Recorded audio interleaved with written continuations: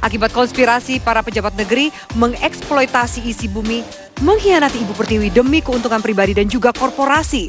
Apakah Indonesia masih kaya saat semuanya dikuasai oleh mafia? Seperti apa modus permainan dan juga gurita para mafia? Mampukah kita membasmi mereka? Inilah Forum Indonesia pada malam hari ini. Awasi mafia.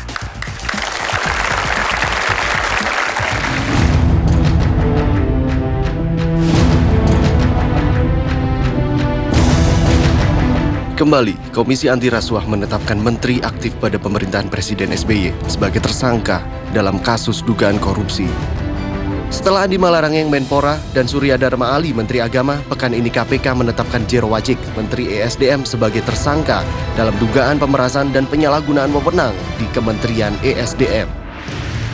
Penetapan tersebut tidak lepas dari penyelidikan KPK atas hasil pengembangan penyidikan mantan Ketua SKK Migas, Rudy Rubiandini, yang tertangkap tangan menerima $400.000 Amerika dari Komisaris Kernel Oil pada 14 Agustus 2013.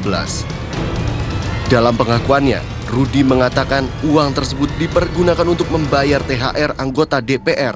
Rudy sendiri telah divonis 7 tahun penjara oleh Pengadilan Tipikor.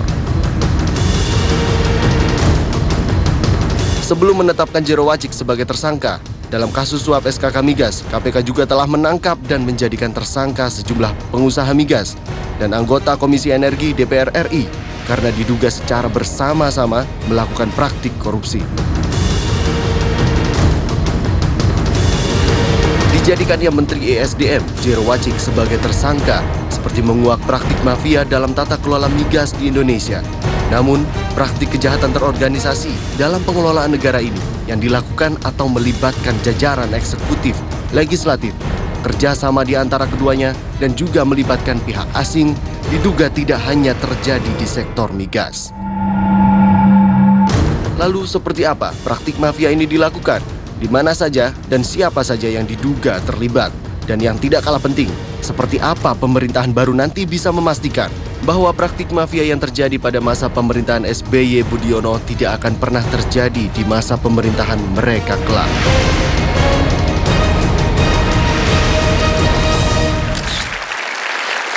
Baik, pemirsa. Untuk membahas tema kita pada malam hari ini langsung saya perkenalkan narasumber yang sudah hadir di studio Grand Metro TV. Pertama saya perkenalkan ada perwakilan dari Partai Demokrat, Mas Didi Rawadi. Selamat malam, Mas Didi. Selamat malam. Kemudian ada Direktur Indonesia Mining dan juga Energy Studies dari Mas Erwin Usman. Selamat malam, Mas Erwin. Assalamualaikum, selamat malam. Waalaikumsalam. Dari ICW ada Mas Firdaus Ilyas. Selamat malam, Mas Firdaus.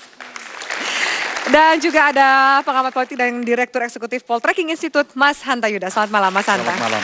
Baik, mungkin di segmen awal akan banyak pertanyaan ke Mas Didi. Mas Didi, ini kalau dicatat, ini bisa dianggap status tersangka. Jero Wacik, kado memalukan di ujung pemerintahan Presiden SBY. Ada 2 tercatat menteri aktif dari Partai Demokrat, sebelumnya ada Andi Malarangeng.